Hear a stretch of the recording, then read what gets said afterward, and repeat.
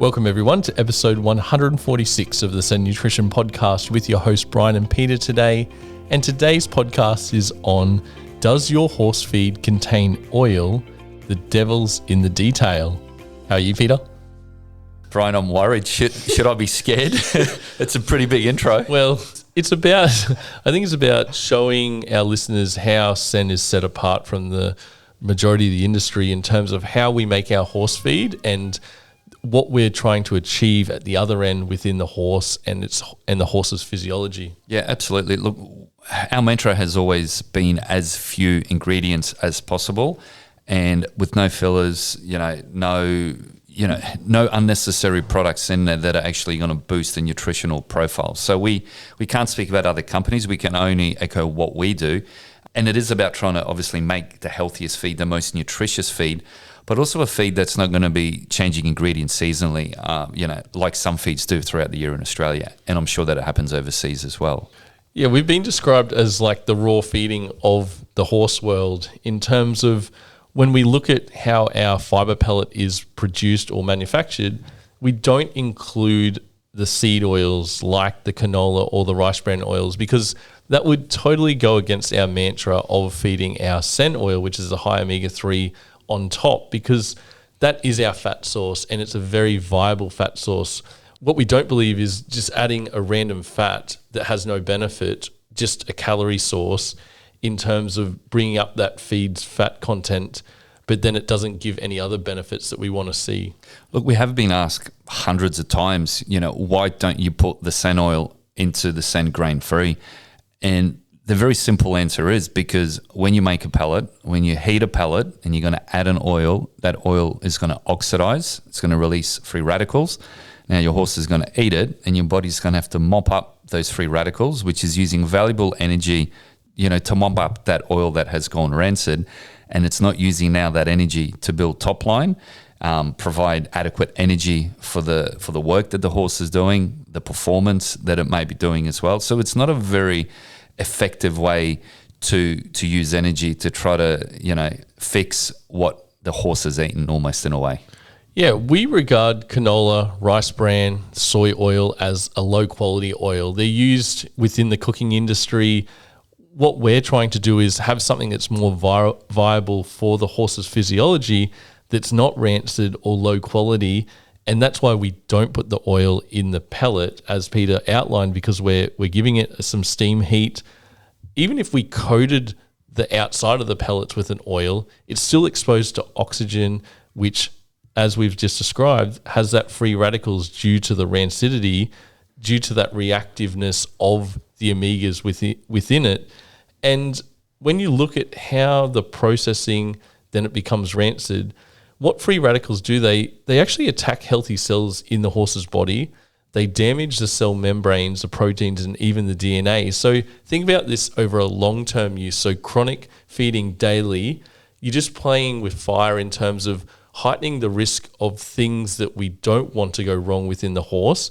And the horse's body naturally produces some free radicals. We don't want to add more free radicals to this because you have antioxidants that you're feeding, like the vitamin E, vitamin C, to help combat the free radicals from exercise or oxidative stress from exercise as well. When you're feeding a rancid oil, it actually overwhelms this balance, leading to oxidative stress. And this has been linked to slower muscle recovery, immune suppression, joint inflammation, and even aging quicker at the cellular level. So it's something we pride ourselves that we want to avoid. And that's why the whole Sen feed program is geared around the physiology of the horse and helping lower these levels of free radicals. Bryan, that's very well explained. I'm sure if our listeners are listening, they're probably on the edge of their chairs, sipping down a Chardonnay, if not a bottle, after hearing that. Yeah, well, it's sort of unlocking the secrets behind Sen, because it's no fluke that we're getting results in every industry at a high level, particularly in the endurance horse with the last two Tom Quilty winners. And if you ask the trainer, Jolene Cole, she does put down part of that success to the Sen diet and the whole purity of our ingredient and quality of our ingredients that we use.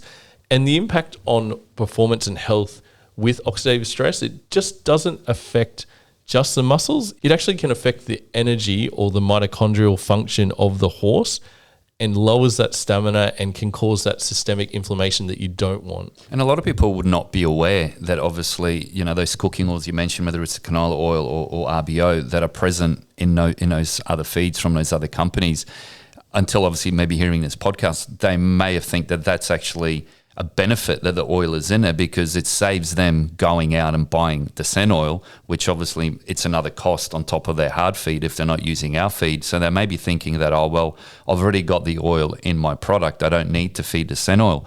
But this is where I think the enlightenment sort of happens, where, probably 99.9% chance those oils in that product have already gone rancid. Yeah, it's impossible to put sen oil in the pellet because of that heating, the light and the oxidation risk. So that's why we add it directly fresh at the feed, or if you are preparing feeds, to make sure it's light protected and an enclosed container or bag. It's actually very difficult to form a pellet that's consistent without adding any sort of oil or adding any molasses. And, you may see our pellets, obviously, sometimes there might be a natural, color variation. One might be a little bit darker, one might be a little bit lighter. That's because we don't add any oils or any molasses to make it all look synthetic and all beautiful and all glossy, like all the apples and oranges and woolies. Natural products, unfortunately, they don't all look glossy and perfect. Yeah, and I think going on to the human side of the seed oil war that you probably see on the social media, there is a big theory in terms of seed oils and the detriment to human health.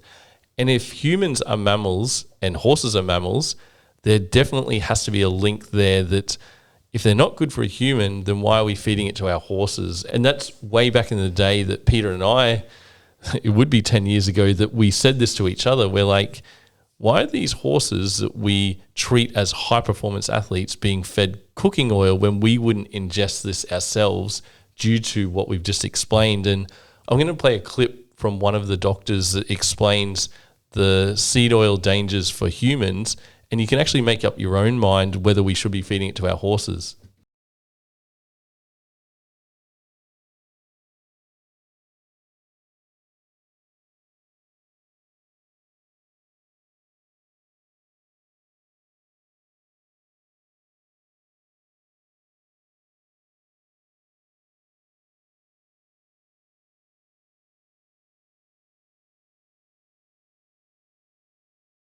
So after hearing that, do you think we should be feeding this to our horses on a daily basis? Look, absolutely not, Brian. And I like to give an analogy when we do the consults over the phone. It's almost like, on a Sunday, let's just say I want to have something unhealthy. I'm going to deep fry my chips, and I might use, a rice bran oil or a canola oil, wherever it may be. When you deep fry those chips in that oil, you don't go taking that oil after you've pulled the chips out and pouring that oil over your Caesar salad, do you? You try to disregard it pretty much as quick as possible, because you know that it's oxidized. Even these oils that are going into the feed, some companies say, well, they use a cold pressed canola oil inside their feed. Look, on the surface of it, great, cold press, it's healthy, it's got some omega-3 and omega-6. Issue is, as soon as it's added heat to it, as soon as it's in the bag, even if it's not a pellet, if it's coated, those ingredients in the actual bag itself, there's holes in the bag, it breathes. As soon as it's coated those products with the oil, it's oxidizing, and you may get that feed a month later, or God forbid 6 months later. That feed and that oil is going rancid. So you don't want to take that risk. And that video pretty much explains the dangers of it. Yeah, and when we look at going down the rabbit hole in terms of human health as well, they've even alarmed or done a few studies that have been peer reviewed in terms of the fish oil scam, that you would say that a lot of those capsules, or the low quality ones, are rancid as well, that actually don't provide a benefit to human health. They actually go the opposite way. I hope this podcast doesn't get shut down now, Pete. Yeah, well, after we play the lid. Yeah, buyer beware. Yeah. Look, Brian and I are very passionate about our health, and obviously, with the business for the horses as well. And, you can see there's a change coming. Obviously, we try to, cook when we can, whether we cook in butter or, even I've started doing lard, like they used to 50, sort of 60 years ago. And, those animal fats for human cooking are so much healthier and safer than those seed oils. So I think personally, those oils have got into the horse industry because it's a byproduct. Let's just say, a canola oil is a byproduct of canola meal extraction. And look, there's only a handful of companies actually extracting canola meal during the natural process of expeller extraction. And look, within 12 months or 18 months, there's not going to be any companies in Australia that are going to be expelling canola through the natural process. They're all heading towards using chemicals like hexane to obviously, to get that canola oil, and then that canola meal that some companies choose to put into the horse feed, there will be some chemical hexane left in that meal. It might be a very small percentage, but you got to be careful with canola meal because it has got a lot of anti-nutritional factors in there. In the research that we did, you don't want to be adding any more than 10 or 15% canola meal into your horse's diet. So we know there's other companies using it. We don't know what percentage they're using that canola meal, but you really want to be very careful, especially if they are using that chemically hexane extracted canola meal. Yeah, it's a game we don't want to play, and it's not the naturalness that Sen promotes and the mantra behind our feeds. When you look at the landscape and the advice given around feeding oils, you'll often see that if you feed XYZ oil, make sure you feed extra vitamin E.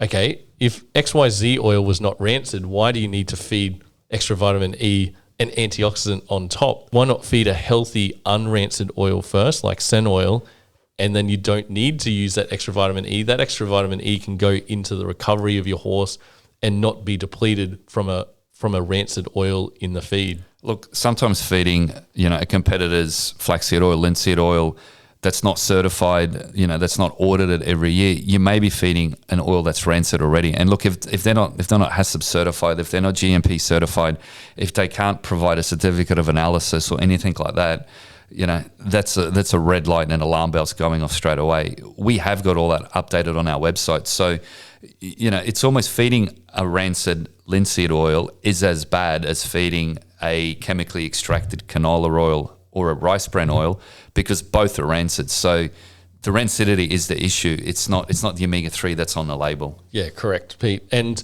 horses evolved on a forage-based diet, which is high in omega-3 and not high in omega-6. And one of the worst oils to feed is a sunflower oil, which has the highest omega-6, up to 90%. That goes hand in hand with sunflower seeds, because we do get inquiries, and it's just from diet theory handed down from generations. You should feed the black sunflower seeds to darken the coat of the horse. Well, no, because zinc actually helps darken the horse's coat, and that zinc copper ratio, not black sunflower seeds, which is actually detrimental to the horse's health and can promote that chronic inflammation through the excess of omega-6. I think it must have been like a generational thing where I think that generation, it was, boiling the barley, boiling the linseeds. Yeah, and when you boil linseed, that damages the omega-3. So you're just going back on what the science is showing these days. And going back to the sunflowers, you would feed them to birds, but don't feed them to birds, because that can actually hurt their feathers or have a more reactive itch or skin condition. So when we look at the detail around feeding and wanting to get control of inflammation, you want that for your horse, because you don't want it to impact their joint health, the immune system, and also their muscle recovery, which is all critical for the performance of your horse. It's additional heat, Bryan. So if you're, some of our customers, train these horses 5-6 days a week. So that horse is getting a pretty decent workout every day. So it's naturally generating heat from the exercise. If you're feeding a horse a product which has an oil that's gone rancid because it's been heated, that heat naturally that's supposed to get out of the body, which it might be 10 hours, it might be 12 hours, it might be 24 hours, you're actually slowing down that rate of recovery, because the horse is using extra energy now to bring that heat down naturally, but it's also got to fight with the rancid oil that with the free radicals it's got to get rid of at the same time. Yeah, 100%, Pete. The profile of your oil needs to be really looked at, and trying to feed it all out of one bag, as we're explaining today, is not efficient or not really going to help the horse's physiology at the end of the day. When we look at some real world examples of, even look at your cows that are grass-fed versus grain-fed. When you look at a grain-fed cow that's ingesting more omega-6, the grass-fed one's more omega-3, which one should humans be eating? Obviously the grass-fed ones, because you're going to be ingesting those omega-3 fatty acids from the fat source or the animal fat source. And as we look at how the quality of our meat is made today, it's really important that we're trying to get on top of that at the human level too. Another example too for the human side, Bryan, is I've probably the last 3-4 months I've gone onto the pasture raised eggs. So those those chooks that are running around eating pasture, eating the bugs, the worms, and everything like that. Even compared to organic eggs, this organic eggs, well, organic corn. Last time I checked, it's still corn. It's still corn, and it's still very high in omega-6. So, don't get fooled with organic this, organic that. It's almost coming back to nature. As Bryan mentioned, grass has got omega-3. Our sen oil has got 3-to-1 omega-3, which is very similar profile to grass. So we're trying to replicate with our product what horses would naturally be getting out of grass. And, it could be easy for us to add 10% sen oil into our pellets. That's 10% less raw ingredients that we need to put into that pellet. So financially for us, that's a smart thing to do, but we're not interested in a financial side. We're interested in developing a product that's basically bulletproof. Yeah, 100%, Pete. We want to work with the horse's body systems, not against it. And that's why we leave the seed oils out of our feed entirely. We don't want those oxidized inflammatory byproducts inside them. We want to protect your horse's cells from that free radical damage by actually giving them the proper profile of antioxidants. We want to support the muscle recovery and reduce inflammation. It also has a hand-in-hand approach to a healthier gut microbiome and liver function, because I think recently we've seen a lot of, particularly in the racehorse industry, a few liver issues coming through, and it can't be pinpointed down to one thing. But if you've got the foundations of your diet right and not feeding a rancid oil day after day, that's less strain on the liver. And we can't give that definite link, but we're seeing it more so. And the trainers inquiring about this are trying to get on top of it by really resetting their foundation and getting an oil-free feed pellet to really help the performance of their horse. Well, in that example you gave, I think that was 4 or 5 blood tests, and we were lucky because there was a history with 2 or 3 blood tests for each horse of the 5 horses, and I think 4 out of the 5 had the liver issues, yeah? Yeah, and it's coming down to that balance of, it includes the sugar and starch, but then there's no omega-3 in the diet. And when you feed hay, this is depleted of omega-3, which really is the missing link when you have a domesticated horse and you want them on a controlled amount of roughage, but at that detriment, you have less omega-3 going in. And that's where sen oil's role is in bringing those levels up to really help those body systems. But you got to keep in mind that the coats are shiny from the inside out as well. It's not that exterior polish or product that's going to do it, keep the dryness at bay. It actually comes from the inside out. And when you look at the hoof capsule and the nutrients going in, the omega-3 helps that as well. Yeah, absolutely. That's very well summarized. I think the take home note here is for people to really, before buying that bag, whether it's our product or another product, or even one that you're currently using, flip it over on the back and read the active ingredients. The amount of time that when I do the consults, I mention to people, have you read the ingredients? Oh no, I bought the bag because it said the right thing and it was a beautiful color. People really got to dive down into the detail. As we said, the devil is in the detail. Look for ingredients, obviously, that may be contributing to your horse's inflammation. Look for the oils. Do they contain the oils that we mentioned, or even any other oils? If they do contain any oils, at what percentage? Anything 8%, 9%, 10%. That's, out of 1,000 kilos, that's 100 liters of oil that could possibly be rancid. What effect is that having on your horse if you're feeding 3 or 4 kilos of that product? Yeah, our aim is to reduce the hidden stress load on your horse's body, and this sets them up for a long-term health and soundness, and you won't be guessing because you're just eliminating that risk by feeding a feed that has no oil in it. And look, if you're too lazy to turn the bag over and don't want to do it yourself, you can always book in a free diet consult. And Bryan and I will jump on Google. We'll Google the feed, tell you every ingredient under the sun and tell you whether it's good or bad. Yep. No obligation to, because what we're doing is trying to help the horse's life at the end of the day, but that's through education for the horse owner. It's not your fault that you don't know. It's all about learning or unlearning previous ways in feeding and trying to develop and work with the horse's body. I think the investment that the owner makes into the horse's health when they're young, they're going to reap the benefits of it when the horse is older. And there's nothing worse than seeing any companion animal, whether it's a dog or whether it's your horse, suffer through pain when they get older. And then your vet bills are going to be through the roof down the track if you haven't done the legwork when the horse has been younger. And I know some owners don't keep the horses throughout their sort of life and they go through a few different homes.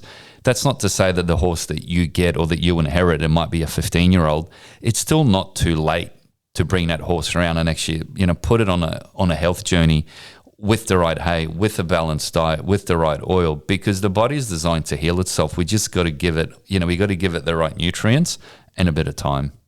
Yeah, 100%, Pete. And I think overall, when you look at the foundations of our diet with that roughage source, the Sen grain-free ultimate, the Sen oil, the salt, each component there is working within the horse to help promote health and not work against it, as we've outlined in this podcast. Absolutely. If you guys like this podcast, please give us a 5-star review.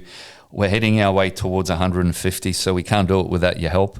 And please share it with your family and friends, anyone that you think might be interested in educating themselves, because once they have the information, they're empowering themselves, and it's easier then to not take that advice from your family and friends, where you can actually give them the correct advice. Yeah, that's well said, Pete. And as our Spotify listens head north of 120,000, I had this little fact sent to me during the week that around 20% of podcasts actually don't make it past episode 10, and we're at episode 143. So I think we've been saying the right things for our horse owners and our listeners to really help them understand their horse better through a variety of subjects that we really think will benefit their lives. Bryan, that's amazing. And I think, there's no better way to celebrate than if I can make you a Kahlua milk. I don't drink milk. What about the Kahlua? On the rocks then, Pete. Done. All right, guys. Well, that does us for this Friday, and we'll have another episode to you guys really soon. Thanks, guys. Thank you.